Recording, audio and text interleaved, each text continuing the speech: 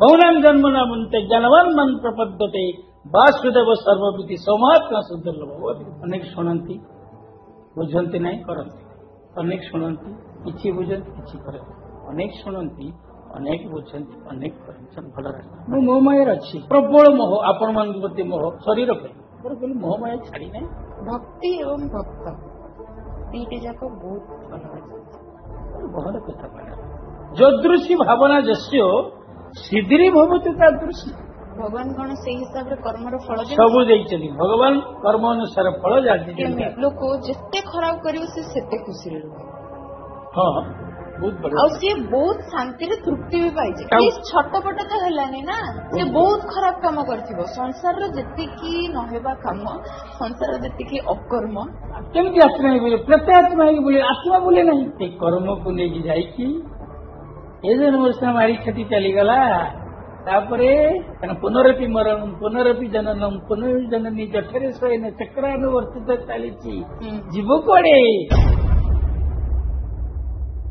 किछि तो लोक कहिबे लोकंक काम कहिबा आमको कौन जे आमे तो माड़ी चलिबा। हाय एवरीवन, जय Jagannath, this is Abhipsa. Welcome back to our channel talk out together. आशा करुछि आपण माने खुशी रे थिबे, बहुत भल रे थिबे एवं हमर समस्त अध्याय को आपण देखिथिबे। आज आम मध्य जड़े एमती व्यक्तित्व अच्छा जी जड़े स्पिरिचुअल गाइड सी आमर ये जेनेरेशन रे निजर पुराना परंपरा पुराना ट्रेडिशन माध्यम निजर आइडेंटिटी को समाज आगे प्रकाशित करिसेंती। से होचंती जड़े ज्ञानर महासागर। आमे से महासागर रे केते भी बुड़ पकाइले मध्य से महासागर रु ज्ञान केबे सरिबो नाही। से निजर मोह माया त्याग संसार समस्त प्रकार लोभ को त्याग करिकी आज आमरी मध्य निजर ज्ञान निजर चिंताधारा को नहीं आग को बढ़ी। से होचंती बाबाजी श्री देवानंद दास जे कि संसार समस्त प्रकार मोह माया को त्याग करिकी आज आम समाज रे एक नुआ प्रतिष्ठा आरंभ करिसेंती। आसंतु आमे तांको स्वागत जणाइबा। बाबाजी प्रणाम। जय जगन्नाथ। जय जगन्नाथ। केमती अच्छंदी? बहुत बढ़िया। Face is the index of mind. आपण मुखमंडल कहीदेव आम मानसिकता कौ स्तर अच्छी किभली अच्छे बुझी पारुथिबे। सज्जन श्रोता मंडली दर्शक मंडली समस्त मो तरफ अभिनंदन। बाबाजी देवानंद दास आपण माने युव समाज सब बेले इन्वेस्टिगेशन करती गोटे जिनिस खोजती व्हाई व्हाई व्हाई तांको माइंड चले देखि आमे गोटे कथा मन रखी जो कथा कहते इन्स्पिरेशन युव समाज को कौन दरकार early to bed early to rise. आम एक कथा बुझीचंती बहुत स्थिर कम सारी बिछना को जीवा एवं शीघ्र उठिबा अर्ली मॉर्निंग ताको ब्रह्म मुहूर्त आध्यात्मिक जगत रे कहले ब्रह्म मुहूर्त अर्थात ब्रह्म जागरित हुए जो मुहूर्त को ब्रह्म मुहूर्त ब्रह्म मुहूर्त गोटे शब्द मुहूर्त आरंभ शुभारंभ शुभ मुहूर्त मुहूर्त हिंदी में कह जाए आम तक मुहूर्त कहते। आज युव समाज ता भूली गले भूली गले कौन late to bed late to माने बिछना को डेरे जीवा 8टा पर्यंत शोइबा जहाँकि स्वास्थ्य क्षतिकारक आध्यात्मिक जगत भी क्षतिकारक। सब साधु सन्त मुनि ऋषि तपस्वी माने ब्रह्म मुहूर्त को जागती कारण जदि राति 7 घंटा नॉर्मल शुई गले ठीक टाइम उठिले माइंड कूल थी क्लाइमेट भी कूल थी गाड़ी मोटर सब कूल थी से शांत कांत वातावरण भितर मन मानसिक को चैतन्यमय करने किसी समय मेडिटेशन आवश्यकता अच्छे। यदि से मुहूर्त बिछण शो रही से मुहूर्त मिलनी ना 24 घंटा भितर तेणु आम जगिवा दरकार। जी जगे जोगी कहते जोगी माने जाड़ी दाढ़ी जटा मठ ये सब मठ तो आजिकल जंगल ना मठ अच्छी अवश्य जंगल ना मंदिर अच्छी जंगल ना तेणु जंगल को तपस्या कर दरकार ना मन को जंगल भितर नहीं जाओ शांत कांत कमनीय मुहूर्त हूँ ब्रह्म मुहूर्त 24 घंटार मिलना ତେଣୁ ଆମେ ବଜାଇ ରଖିବା ଦରକାର। ସେଇ ମୁହୂର୍ତ୍ତରେ ପ୍ୟାକଅପ୍ ଉଠି ପଡ଼ିବା, ବେଡ୍ ଛାଡ଼ିବା, କିଛି ସମୟ ପାଇଁ ମନ ମାନସକୁ ଚିନ୍ତନ କରି ଶ୍ୱାସ, ଯୋଉ ଶ୍ୱାସ ଆମ ଜୀବନକୁ ବଞ୍ଚେଇ ରଖି, ଶ୍ୱାସ ଚାଲିଗଲେ ତ ମୃତ ହେଇଗଲା ନା, ସେ ଶ୍ୱାସକୁ ଆମେ ଆମ ଭିତରେ ପ୍ରାଣାୟାମ ଅର୍ଥାତ ପ୍ରାଣକୁ ନବା ଏବଂ ଛାଡ଼ିବା, ତାକୁ ପ୍ରାଣାୟାମ କୁହନ୍ତି। ନବା ଛାଡ଼ିବା, ନବା ଛାଡ଼ିବା, ଏଇ ରିଦିମ ଭିତରେ good oxygen, blood circulation heart, brain ଏବଂ ସବୁ ନର୍ଭ ସିଷ୍ଟମ ଭିତରେ ପ୍ରବାହିତ ହେଲା। ମୋର କହିବାର ତାତ୍ପର୍ଯ୍ୟ ଆଧ୍ୟାତ୍ମିକ ସହିତ ସ୍ପିରିଚୁଆଲ ସହିତ ଫିଜିକାଲ ମେଣ୍ଟାଲ ସାମଞ୍ଜସ୍ୟ ଅଛି। Physical, mental, spiritual, emotional, social all over ମିଶିଲେ ୱେଲନେସ। ଗୋଟେ ଲୋକ ୱେଲନେସ ପାଇଁ କଣ ଦରକାର? ଭଲରେ ପ୍ରଥମ ହେଉଛି ଫିଜିକାଲ। ଆଜିକା ଦେଖନ୍ତୁ ଫିଜିକ୍ସ ବଦଳି ଯାଇଛି। ଫିଜିକାଲ ଓଭରୱେଟ୍, କମ ବୟସର ଡାଇବେଟିସ୍, ହାର୍ଟ ପ୍ରୋବ୍ଲେମ ଏସବୁ ଆସୁଛି। ହବାର ମୂଳ କାରଣ ଆମେ ନିଜକୁ ରିକ୍ସ କେୟାର ନେଇ ଶିଖିନୁ, ଯତ୍ନ ନେଇ ଶିଖିନୁ। ବାହାର ଖାନପାନ, ଏଡେ ସେଡେ ପାଣି, ରାତି ଅନିଦ୍ରା, ଡିପ୍ରେସନ, ଟେନସନ, ଜୈସେ ଅନ୍ନ ତୈସେ ମନ, ଜୈସେ ପାନି ତୈସେ ପାନି। ଆମେ ଯୋଉ ଖାଦ୍ୟ ଖାଉଛନ୍ତି ଆମ ଶରୀରକୁ ବିଗିଡ଼ି ଦେଇଛି, ମାନସିକ ଅବସ୍ଥା ବିଗିଡ଼ି ଯାଉଛି। ଯାହା ପିଉଛନ୍ତି ତାହା ଆମକୁ କଣ କରୁଛି? ଆମ ବାଣୀ ପରିବର୍ତ୍ତନ ହେଇଯାଉଛି। ତେଣୁ ଆମେ କିଛି ଜିନିଷ ଜଗିବା ଦରକାର। ତା ପାଇଁ ଗାଇଡର ଆବଶ୍ୟକତା ଅଛି ସବୁଥିରେ। ଯେମିତି ଗୋଟେ ପିଲାଟି ପାଠ ପଢିଗଲେ ସ୍କୁଲ ଯାଏ, ସେମିତି ହେଲ୍ଥରେ ଜଣେ ଗାଇଡ ଦରକାର, ସ୍ପିରିଚୁଆଲିଟିରେ ଜଣେ ଗାଇଡ ଦରକାର, କେମିତି ସୋସିଆଲ ୱାର୍କର ତାହା ବି ଗାଇଡ ଦରକାର। ଗାଇଡ ତାକୁ ଗାଇଡର ବା କୋଚ୍ ବା ଗୁରୁ ବା ଟିଚର୍ସ ଇତ୍ୟାଦି କୁହାଯାଏ। ଯିଏ ତାକୁ ଫଲୋ କରୁଛନ୍ତି ଗୋଟେ ଭଲ ମଣିଷ ବନିଯାଉଛନ୍ତି। ଭଲ ମଣିଷ ବୋଲି କାହାକୁ କୁହନ୍ତି? ବହୁତ ଟଙ୍କା ଥିବ, ବହୁତ ଗାଡି ଥିବ, ରାତି ଅଧରେ ମାଲ ପିଇ ଆସି ଯେ ସ୍ୱାମୀ ସ୍ତ୍ରୀ ଝଗଡା କରିକି ଶୋଉଥିବେ, ଦିନ 10ଟା ପର୍ଯ୍ୟନ୍ତ ଶୋଉଥିବେ, ଉଠୁଥିବ। ନାଇଁ, ଭଲ ମଣିଷ ମାନେ ତାର ଫିଜିକାଲ ଫିଟନେସ୍ ବଢିଆ ଥିବ, ଅସୁସ୍ଥ ଶରୀର ନଥିବ, ମାନସିକ ଶାନ୍ତି ଥିବ, ଭଲ ଚିନ୍ତନ କରିପାରିବ, କ୍ରିଏଟିଭ ମାଇଣ୍ଡସେଟ୍ ଥିବ। ତା ଭିତରେ ଆଧ୍ୟାତ୍ମିକତା, spirituality, spirit plus ritual, spirit plus ritual, this is spiritual. Spirit ଭିତରେ ଅନ୍ତର୍ନିହିତ ଚେତନାକୁ ଅନ୍ତର୍ନିହିତ ଆତ୍ମଚେତନାକୁ ଯିଏ ଜାଗରିତ କରି ଚୈତନ୍ୟମୟ କରେ ତାକୁ ସ୍ପିରିଚୁଆଲିଟି। ସ୍ପିରିଚୁଆଲିଟି ନୁହଁ ପୂଜାପାଠ ଯାଗଯଜ୍ଞ, ଗୋଟେ ତାର ଅଂଶ, କିନ୍ତୁ ନିଜ ଭିତରେ ଲୁଚି ରହିଥିବା ଆତ୍ମୀୟ ସୁପ୍ତ ଚେତନାକୁ ଉଜ୍ଜୀବିତ କରିବାକୁ ସ୍ପିରିଚୁଆଲିଟି। ଯେତେବେଳେ ନିଜର ଫିଜିକାଲ ରେଡି ହେଇଗଲା, ମାନସିକତା ଶାନ୍ତି ଆସିଲା, ଅଟୋମେଟିକ ତା ଭିତରେ ସ୍ପିରିଚୁଆଲିଟି ଉଜ୍ଜୀବିତ ହେବ। ଯେତେବେଳେ ସ୍ପିରିଚୁଆଲିଟି ତିଆରି ହେଲା, ତାର ଓରା ତିଆରି, ଓରା ତା ଭିତରେ ଗୋଟେ ଆଧ୍ୟାତ୍ମିକ ବଳୟ ତିଆରି ହେବ। ସେଇ ଆଧ୍ୟାତ୍ମିକ ଓରା ମାଧ୍ୟମରେ ସୋସିଆଲ ଇନଫ୍ଲୁଏନ୍ସ କରିବ। ତାର ଓରାରେ, ତାର ପ୍ରଭାବରେ ସମସ୍ତେ ପ୍ରଭାବିତ ହେଇକି ସେମାନେ ଗୋଟେ ଭଲ ମଣିଷ। ଯେମିତି ନରମ ଲୁହା ଚୁମ୍ବକ ସଂସ୍ପର୍ଶରେ ଆସିଲେ ଚୁମ୍ବକତ୍ୱ ପ୍ରାପ୍ତି ହେଇଯାଏ, ସେମିତି ଗୋଟେ ଭଲ ଲୋକ ସହିତ ମିଶିଲେ ତା ଭିତରେ ଅନ୍ତରାତ୍ମା ଶୁଦ୍ଧ, ପବିତ୍ର, ଚେତନପୂର୍ଣ୍ଣ ମନୁଷ୍ୟ, ଚୈତନ୍ୟମୟ ମନୁଷ୍ୟ ସହିତ ମିଶିଲେ ତା ଓରାରେ ଅନ୍ୟମାନେ ପ୍ରଭାବିତ ପରିବର୍ତ୍ତନ ହୁଅନ୍ତି। ସେ ହେଉଛି ସୋସିଆଲ।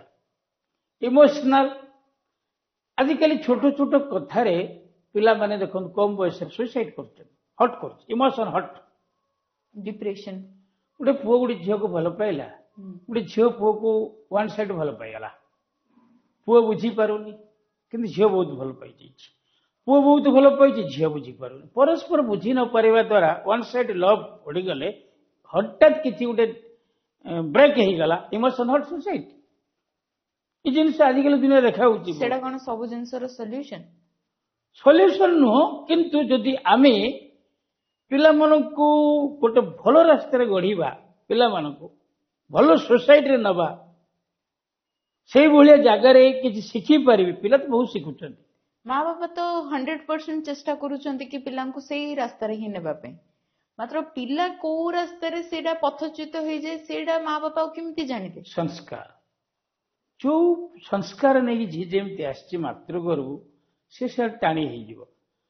ପ୍ରତି ଷ୍ଟେପରେ ଯେମିତି ଛାତ ଉପରୁ ଚଢିଲେ ସିଢିର ଆବଶ୍ୟକତା, ଲିଫ୍ଟର ଆବଶ୍ୟକତା, ମା ପେଟରେ ଜନ୍ମ ହେଇକି ପିଲା ଏକାଥରେ ଦୌଡୁ ନାହିଁ। ମା ହାତରେ ଖାଉଛି ପିଉଛି, ମା ତାକୁ ଖୋଇ ପେଇ ଦୁନିଆ ଜିନିଷ ଦେଖାଉଛି।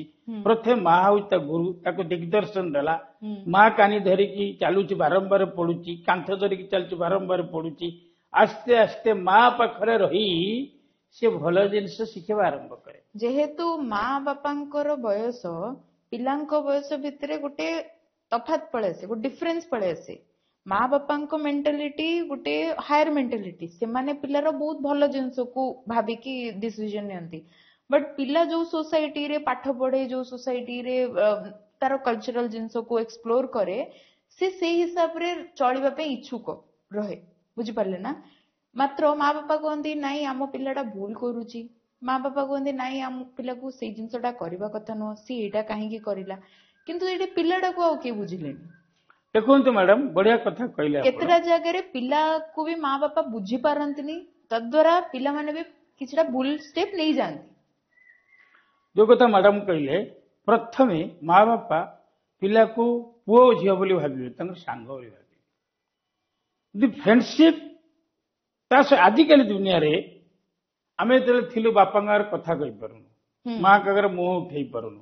ଆଜି ଯୁଗର ପରିବର୍ତ୍ତନ ହେଇଛି। ପିଲା ଜନ୍ମ ହେଲା କ୍ଷଣି ମାର ଲଭ୍ ଆଣ୍ଡ ଏଫେକ୍ସନ, ମା ପୁଅର ନାହିଁ, ସାଙ୍ଗସାଥି। ଯେତେ ବୟସ ବଢିବ ମାର ଗୋଟେ ବେଷ୍ଟ ଫ୍ରେଣ୍ଡ, ବାପାର ଗୋଟେ ବେଷ୍ଟ ଫ୍ରେଣ୍ଡ ପୁଅ ଝିଅ। ଯଦି ମା ବାପା ପୁଅ ଝିଅର ବେଷ୍ଟ ଫ୍ରେଣ୍ଡ ହେଇଗଲେ ମନର କଥା କହିପାରିବେ, ଆଉ କିଛି ଅଭାବ ରହିବନି। ଯଦି ମା ବାପାଙ୍କ ଦୂରତା ରହେ ତାହେଲେ ସେଠି ଅବଷ୍ଟ୍ରାକଲ ତିଆରି ହେବ। ଯେମିତି ଆପଣ କହିଲେ, ପିଲାର ବୟସ ବାପା ମାର ବୟସ ବହୁତ ଦୂରର, କିନ୍ତୁ ବାପା ମା ବି ଦିନେ ପିଲା ଥିଲେ ନା, ଶାଶୁ କ ବହୁ ଥି। କିନ୍ତୁ ସେଇ ଜମାନା ଏଇ ଜମାନା ଭିତରେ କେତିକି ଡିଫରେନ୍ସ ଶୁଣନ୍ତୁ, ଶାଶୁ କ ବହୁ ଥି, ଜାମାତ ଶ୍ୱଶୁର କେ ବି ଜାମାତା ଥା। ଯିଏ ଶ୍ୱଶୁର ହେଇଛି ଜ୍ୱାଇଁ ହେଇଛି ନା, ଯିଏ ଶାଶୁ ସେ ବୋହୁ ହେଇଛି ନା, ଯିଏ ମା ହେଇଛି ସେ ପିଲା ହେଇଛି ନା। କିନ୍ତୁ ମା ପ୍ରଥମେ ଜାଣିବା ଦରକାର ଏ ଯୁଗକୁ ପିଲାକୁ ନେଇ କେମିତି ତାକୁ ହ୍ୟାଣ୍ଡେଲ କରିବ। ତାହେଲେ କୋଉଠି ରହିଲା ସଂସ୍କାର, କିଏ ଦେବ? ଯେତେ ଦୂରତା ହେଲେ ବି ମା ଆଉ ପିଲା ଭିତରେ ମାର ମାଇଣ୍ଡ ମ୍ୟାଚୁର୍ଡ ହେବା ଦରକାର। ମାର ମାଇଣ୍ଡ ଯଦି ମ୍ୟାଚୁର୍ଡ ହେଲା, ପିଲାକୁ ଟ୍ୟାକଲ କରିପାରିବ। ସବୁ ପିଲା ନଷ୍ଟ ହଉନାହାନ୍ତି, ହ୍ୟାଣ୍ଡେଲ କରିବା ଶିଖି ନାହିଁ। ହ୍ୟାଣ୍ଡେଲ ଅବଷ୍ଟ୍ରାକଲ ହ୍ୟାଣ୍ଡେଲ, ସମସ୍ତଙ୍କ ଜୀବନ ଅବଷ୍ଟ୍ରାକଲ। କେହି ଦେଖୁଛନ୍ତି ହାର୍ଟବିଟ୍ ଟା ଅପ୍ ଡାଉନ ଅପ୍ ଡାଉନ, ଯଦି ସଳଖ ହେଇଗଲା death. Life is age A heartbeat, life is age A heartbeat. Heartbeat ଯେମିତି ଅପ୍ ଡାଉନ ହଉଛି, ବଢିବ ଉଠିବ ଲାଇଫ, ତାକୁ ଏନ୍ଜୟ କରିବାର ଅଛି। ଅବଷ୍ଟ୍ରାକଲ ଆସିବ, ଦୁଃଖ ଆସିବ, ସୁଖ ଆସିବ, କିନ୍ତୁ ତାକୁ ଯଦି ଟ୍ୟାକେଲ କରିବା କାପାସିଟି ଅଛି ସେ ଜୟ କରି ପଳେଇବ।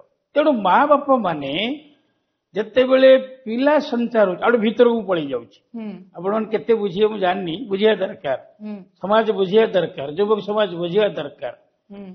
ମା ବାପା ଯେତେବେଳେ ନୂଆ ଗୋଟେ ଡିସିସନ ନେଲେ ପିଲାଟି ଗର୍ଭରେ ଆସିବ, ସେମାନଙ୍କୁ ସେଇଭଳିଆ ମାନସିକତା ରହିବା ଦରକାର।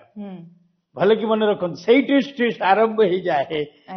ତାଙ୍କର ମାନସିକତା କେମିତି ରହିଛି, ସେ କେମିତି ପିଲା ଚାହୁଁଛନ୍ତି, ତାଙ୍କ ମାନସିକତା ଅନୁସାରେ ପିଲା ଆସେ।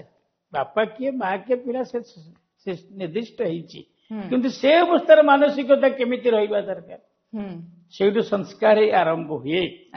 ପିଲା ଜନ୍ମ ହେଲା, ସେ ଯେତେବେଳେ ମା ପେଟରେ ପିଲାଟି ରହିଲା, ବାପାର କର୍ତ୍ତବ୍ୟ କଣ? ତାଙ୍କ ସ୍ତ୍ରୀ ପାଇଁ ସମସ୍ତ ସଂସାରକୁ, ବାପାର କର୍ତ୍ତବ୍ୟ କଣ? ତାକୁ ଯତ୍ନ ନବା, ପ୍ରୋଟେକ୍ଟ କରିବ। ଯେହେତୁ ଗୋଟେ ସନ୍ତାନ ଆସିବ, ଏଇ ସନ୍ତାନ ଭବିଷ୍ୟତ, କିନ୍ତୁ ଆମେ ସେ ମା କୁ ଆମେ ଠିକ ଭାବରେ ଯତ୍ନ ନଉନା। ଶାଶୁ ଶ୍ୱଶୁର ବୋହୂକୁ ଯତ୍ନ ନେବା ଦରକାର, କାରଣ ଆମ ଗୋଟେ ଉତ୍ତରାଧିକାରୀ କିଏ ଗୋଟେ ଆସୁଛି, ସେ କେମିତି ହେଇଥିବା ହବା ଦରକାର। ଯେମିତି ଆପଣ ମାନେ ଦେଖିବେ, ମାତୃଗର୍ଭରେ ଶୁଣୁଥିଲେ କେମିତି, କିଏ ଶୁଣୁଥିଲେ, ଭିତରକୁ ପଶିବା ଜାଣିଥିଲେ ଏବଂ ବାହାରିବା ମଧ୍ୟ ଜାଣିନଥିଲେ।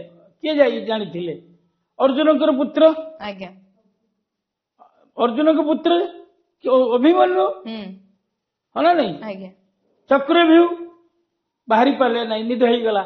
ତେଣୁ ମାତୃ ଗର୍ଭରେ ଯେତେବେଳେ ପିଲାଟି ସଞ୍ଚାର ହଉଛି, ମାର ଭାବନା ତା ଭିତରେ ଯାଉଛି, ମାର ଦୁଃଖ ତା ଭିତରେ ଯାଉଛି, ମାର ସୁଖ ତା ଭିତରେ ଯାଉଛି, ମାର ଖାଦ୍ୟ ତା ଭିତରେ, ସବୁ ମା ଯାହା କରିବ ନ୍ୟୁ ଜେନେରେସନ ଯିଏ ଆସିବ ତାକୁ ଆଫେକ୍ଟ କରୁଛି।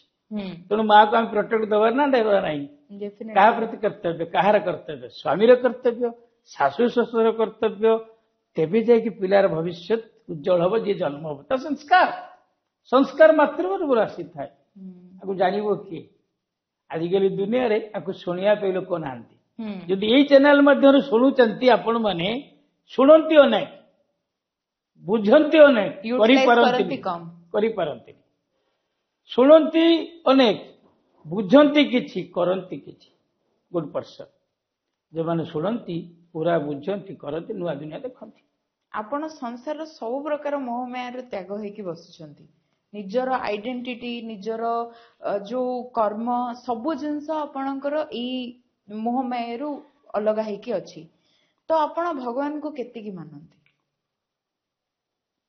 ବାଃ, ବଢିଆ ପ୍ରଶ୍ନ। ମୋହ ଆଉ ମାୟା। ଆଜ୍ଞା। ମୋହ ହଉଛି ଆସକ୍ତ। ମୁଁ ଭଗବାନଙ୍କ ପ୍ରତି ଆସକ୍ତ କରେ, ତାଙ୍କ ପ୍ରତି ପ୍ରବଳ ମୋହ ଅଛି, କିନ୍ତୁ ସଂସାରକୁ ନାହିଁ। ସଂସାର ଭିତରେ ସମସ୍ତଙ୍କର ଭଗବାନଙ୍କୁ ମୁଁ ଆସକ୍ତି କରେ, କିନ୍ତୁ ବ୍ୟକ୍ତି କି ନୁହଁ। ମୋହ ରହିବ। ମାୟା, ମାୟା କାୟା ଅଛି ମାନେ ମାୟା ଅଛି।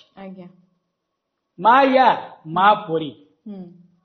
ଏ ଜଗତକୁ ମାତୃମୟ ଭାବିଦେଲେ ସେ ମା ହେଇଯିବ, ସେ ମାୟା ହବନି। ତେଣୁ ମୋହ ମାୟା ରହିବା ସ୍ୱାଭାବିକ, କିନ୍ତୁ ତାକୁ ଠିକ ଜାଗାରେ ଟେକେଲ କରିବାର ଅଛି। ସବୁ ଭିତରେ ରହି, ପଦ୍ମପତ୍ର ଦେଖିଛନ୍ତି ନା? ପାଣି ଉପରେ ରହିଥାଏ, କିନ୍ତୁ ବର୍ଷା ପାଣି ତାକୁ ଧରି ରଖିପାରେ ନା। ଭଗବାନ ଗୋଟେ ଏତେ ସୁନ୍ଦର ରଖିଛନ୍ତି ଆବରଣ। ହଂସ ପକ୍ଷୀ ଦେଖିଛନ୍ତି ନା? କ୍ଷୀର ପାଣି ମିଶିକି ଥାଏ, କ୍ଷୀରକୁ ଶୋଷି ଦିଏ, ପାଣି ଛାଡ଼ିଦିଏ। ତେଣୁ ସବୁ ଭିତରେ ରହି, ସବୁଥିରୁ ଅଲଗା ହୋଇ ଯିଏ ଶିଖିଛି, ନିଜକୁ ଏନ୍ଜୟ କରିପାରିଛି, ସେ ହେଉଛି ମୁକ୍ତ ଜୀବ। ମୁକ୍ତ ଜୀବ। ମୁକ୍ତ ବୋଲି କାହାକୁ କଣ ଶୂନ୍ୟରେ ଉଡିଆ ମୁକ୍ତ ନୁହଁ। ମୁକ୍ତ କହିବାର ତାତ୍ପର୍ଯ୍ୟ, ବିଷୟରେ ଥାଇ ନିର୍ବିଷୟା, ମାୟାରେ ଥାଇ ନିର୍ମାୟା, ଲୋଭରେ ଥାଏ ନିର୍ଲୋଭ, ନିର୍ଲିପ୍ତ ଭାବ। ନିର୍ଲିପ୍ତ ତାକୁ ବିଷୟା ବୋଲି କୁହନ୍ତି। ଅହଙ୍କାର ଶୂନ୍ୟ ହେଲେ ନୁହଁ ବିଷୟୀ, କରକା ପରି ସବୁ ଯାଏ ମିଳେଇ। ଅହଙ୍କାର ଯିଏ ସବୁ ଜାଗାରେ ମିଶିପାରେ, ଛୋଟ ପିଲା ସହିତ ଛୋଟ ପିଲା, ଝିଅ ସହିତ ଝିଅ, ବୁଢା ସହିତ ବୁଢା, ସ୍ତ୍ରୀ ଲୋକ, କିଛି ତାର ଫରକ ନାହିଁ। ନିର୍ଦ୍ୱନ୍ଦ ଭାବରେ ସମସ୍ତଙ୍କୁ ସେ ବସୁଧୈବ କୁଟୁମ୍ବକ। ଏ ସୃଷ୍ଟିରେ ସମସ୍ତେ ଗୋଟେ ଗୋଟେ ଜୀବ, ସମସ୍ତ ଭିତରେ ଭଗବାନ ଅଛନ୍ତି। ସବୁ ସ୍ଥାନେ ଥାଅ ବୋଲି ସମତା ରହି, ସବୁ ସ୍ଥାନେ ଥାଅ ବୋଲି ସତ୍ୟ କହୁ ଥାଇ, ତୁମ୍ଭ ପାଇଁ ସବୁ ନୀତି, ତୁମ୍ଭେ ମୋର ଧର୍ମ ବୃକ୍ଷ ପରାଣ ସମ୍ପତ୍ତି। ଏଠି ଯେତେ ଲୋକ ବସିଛନ୍ତି, ମୁଁ ଶରୀର ଦେଖୁନି, ଏ ଆତ୍ମା। ଖୋଳପାଶ ବିଭିନ୍ନ ସ୍ତ୍ରୀ ପୁରୁଷ, ବୁଢା ବୁଢୀ ବସ୍ତ୍ର ପରିଧାନ କରିଛନ୍ତି। ଏ ବସ୍ତ୍ର ବାହାର କଲେ ସମସ୍ତେ ଜଳନ୍ତମୟ ଆତ୍ମା। ତେଣୁ ମୋ ଶରୀର ସହିତ ମୋର କିଛି ସମ୍ପର୍କ ନାହିଁ। କାହା ସମ୍ପର୍କ? ଜୀବ ଅଛି ମାନେ ଭଗବାନ ଅଛନ୍ତି। ମୁଁ ବିଶ୍ୱ ଭଗବତମୟ ଭାବୁଛି। ତେଣୁ ମୋ ମାୟା କାହିଁକି ରହିବ? ଆସକ୍ତି ବା କାହିଁକି ରହିବ? ଆସକ୍ତି ରହିବ, କିନ୍ତୁ ଶରୀର ପ୍ରତି ନୁହଁ। ଏଠି ଭଗବାନ ମତେ ପଚାର, ମୋ ଭିତରେ ଭଗବାନ କଥା ହଉଛନ୍ତି, ଭଗବାନ ପଚାରୁଛନ୍ତି। ଭଗବତମୟ ଦୁନିଆ, ଜଗନ୍ନାଥମୟ, ବିଶ୍ୱ ମୈତ୍ରୀ ଭାବ, ସମସ୍ତ ଭିତରେ ଏକ ଆତ୍ମା ଚେତନା। ମୁଁ ଆତ୍ମାର ଆତ୍ମା କଥାବାର୍ତ୍ତା କରୁଛି, ମୋ ଶରୀରକୁ ଦେଖୁନି। ଦୁଇଟା ଆଖି ସିଧା ଶରୀରକୁ ଦେଖେ, ଆଉ ଗୋଟେ ଆଖି ଶରୀରକୁ ଦେଖିପାରେ ନା, ସେ ଭିତରକୁ ଦେଖେ, ତାହାକୁ କହନ୍ତି ଆତ୍ମା, ଦିବ୍ୟ ଚକ୍ଷୁ। ଆମ ଭିତରେ ବହୁତ ଲୋକ ଅଛନ୍ତି, ବୁଝିପାରିଲେ, ଯୋଉମାନେ ଭଗବାନଙ୍କୁ ମାନନ୍ତି। ଯେମିତି କଥାରେ ଅଛି, ମାନିଲେ ଠାକୁର, ନ ମାନିଲେ ପଥର। ତ ଭଗବାନଙ୍କୁ ମାନୁନାହାନ୍ତି, ତ ସେଇ ଲୋକମାନେ ସନ୍ନ୍ୟାସୀ ମାନଙ୍କୁ ବି ଆକ୍ସେପ୍ଟ କରୁନାହାନ୍ତି। ସେମାନେ ଦେଖିଲେ କହିବେ ହଁ ଢୋଙ୍ଗ, ହଁ ଇଏ ଏମିତି ନାଟକ କରୁଛନ୍ତି, ହଁ ଇଏ ଭାଷଣ ମାରନ୍ତି। ତ ସେମାନଙ୍କର ଏଇ ଯୋଉ ଚିନ୍ତାଧାରାଟା ଅଛି, ଆର ରିଜନ କଣ ହେଇଥାଏ? ସେମାନେ ହଉଛି ସବୁଠାରୁ ବହୁତ ସୁନ୍ଦର ଲୋକ, ସୁନ୍ଦର ଲୋକ, ବହୁତ ସୁନ୍ଦର, ଯୋଉମାନେ ଏମିତି ଭାବନ୍ତି। ବହୁତ ସୁନ୍ଦର। ଆପଣ ଭାବିବେ ଯେ ଦୁର୍ନାମ ଦୁର୍ନାମ କି दूर में जे ले गए नाम दुर्नाम, दूर में ଅନୁକୂଳ ଚନ୍ଦ୍ର କହିଲେ ଦୁର୍ନାମ କି ଯେ ଦୂରରେ ରହିକି ନାମ ନଉଛି ପାଖକୁ ଆସିପାରୁନି। କିଏ କହିଲେ? ଅନୁକୂଳ ଚନ୍ଦ୍ର। ଆଜ୍ଞା, ଠାକୁର ଅନୁକୂଳ ଚନ୍ଦ୍ରକୁ ଦୁର୍ନାମ କି, ଆଜ୍ଞା, ଦୁର୍ନାମ କାହାକୁ କହନ୍ତି? ଯେ ଦୂରରେ ରହିକି ତମର ନାଁ ନଉଛି, ପାଖକୁ ଆସିପାରୁନି ତ ଦୂରରେ ରହିକି କହୁଛି। ଯେମିତି ସେ ନାଁ ନଉଛି। ଜଗନ୍ନାଥକୁ କିଏ କାଳିଆ, କିଏ କେତେ ପ୍ରକାର ଗାଳି ଦଉଛି, ତାଙ୍କର ଯାଏ ଆସେ କଣ?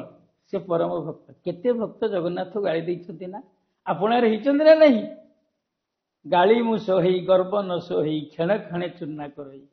ତେଣୁ ଭାବୁଛନ୍ତି ସେମାନେ ଖରାପ ଲୋକ ବୋଲି? ବିଲକୁଲ ଖରାପ ନାହାନ୍ତି।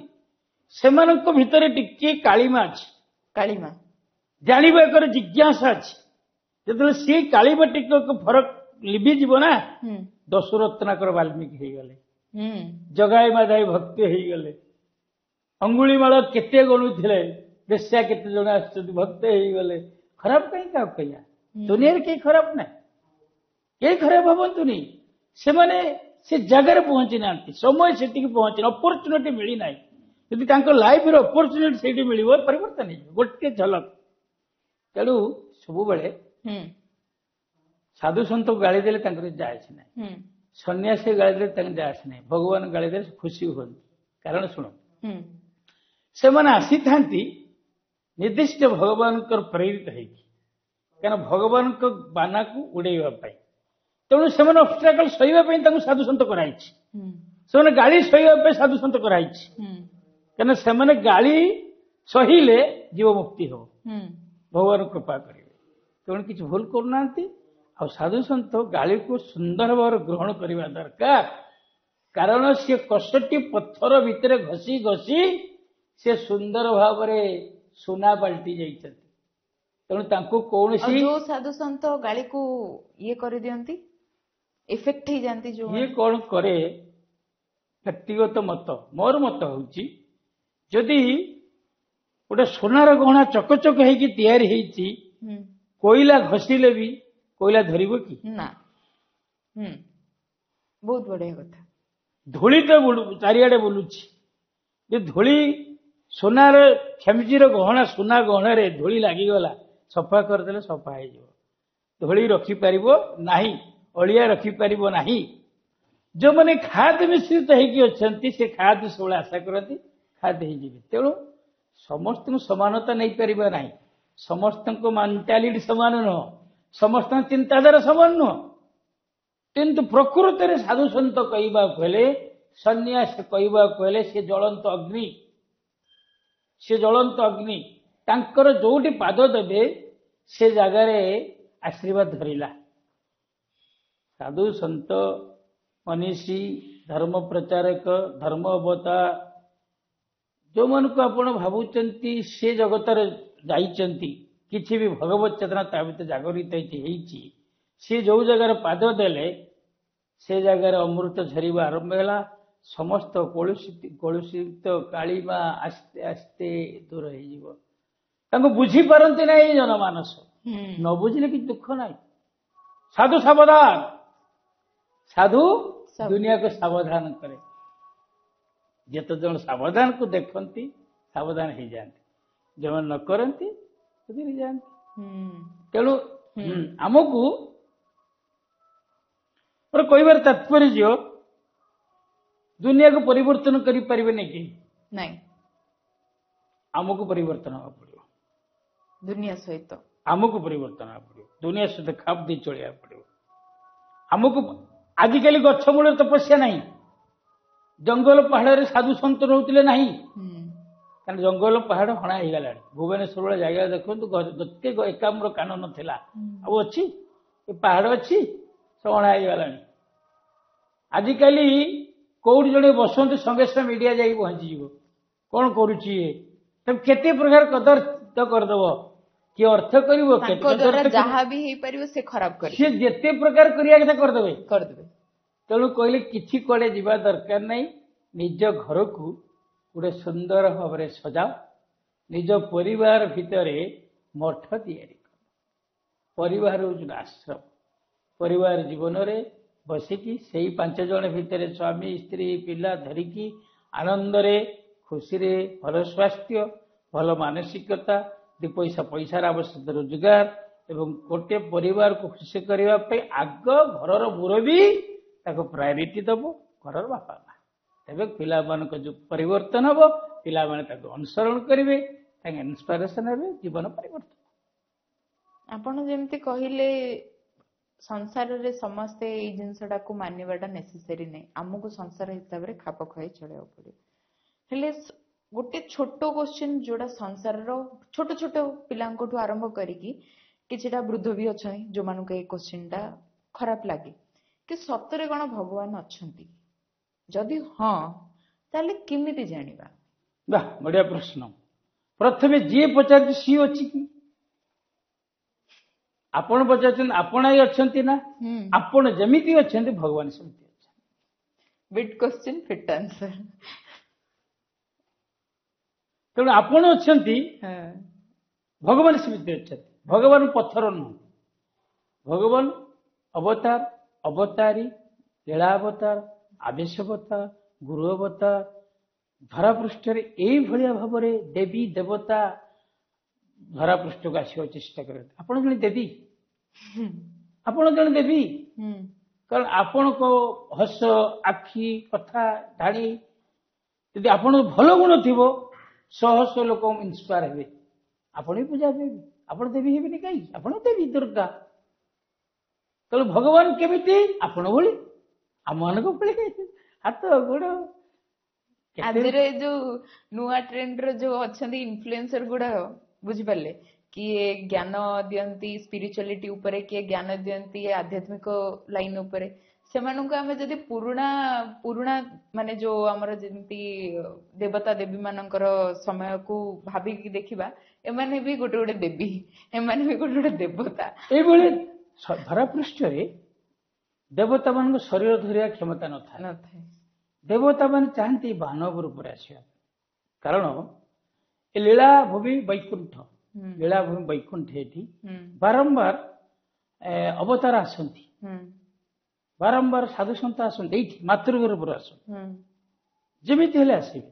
ତେଣୁ ଦେବତା ମାନେ ତାଙ୍କୁ ସେବା କରିବା ପାଇଁ ମନୁଷ୍ୟ ରୂପରେ ଆସନ୍ତି। ଶ୍ରୀକ୍ଷେତ୍ର ଧାମରେ ପଳେଇବା ଟିକେ ଜଗନ୍ନାଥଙ୍କ ପାଖକୁ, ତାଙ୍କୁ ଯେତେ ସେବକ, ସେମାନେ ସବୁ କିଏ? ଦେବଗଣ ନା, ଦେବଗଣ, ସବୁ ଦେବଗଣ। ବୈକୁଣ୍ଠରେ ଯେମିତି ନାରାୟଣ ଶୟନ କରିଛନ୍ତି ଦେବତା ମାନେ 33 କୋଟି ଦେବାଦେବୀ। କେତେ ଦେବାଦେବୀ? 33 କୋଟି ଦେବାଦେବୀ ତାଙ୍କ ସେବାରେ ଅଛନ୍ତି। ଯେତେବେଳେ ମର୍ତ୍ତ୍ୟକୁ ଆସିଲେ ଇଏ 33 କୋଟି ଦେବାଦେବୀ ମଣିଷ ହେଇକି ଆଇଲେ, ଆଉ କିଏ?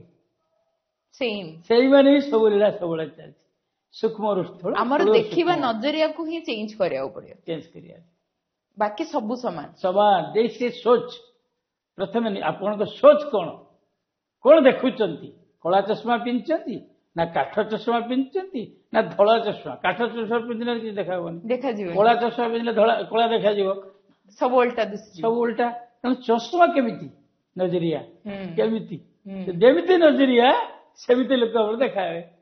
ଆମେ ଯଦି ଖରାପ ଲୋକଟାକୁ ବି ଭାବିବା ନାହିଁ, ତାର କିଛି ଅଲଗା ପାର୍ଶ୍ୱକୁ ଯଦି ଖରାପ କେହି ନାହିଁ, ସବୁ ଭଲ।